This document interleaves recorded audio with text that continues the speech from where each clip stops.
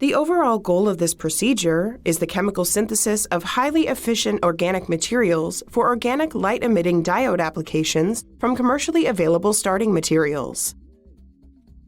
This method can help answer key questions in organic electronics about the use of thermally activated delayed fluorescence in lighting applications. The main advantage of this technique is that it uses readily available materials and is accessible to researchers with little experience in synthetic organic chemistry. Demonstrating the procedure will be Oleh Vybornyi, a PhD student from the Skabara research group and a member of the Exolite project.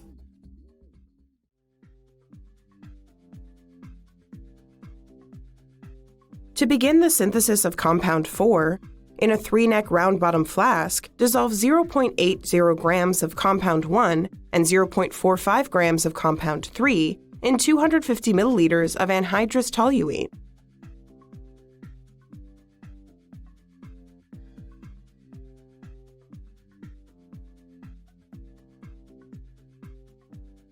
Open a nitrogen source and connect to the reaction flask.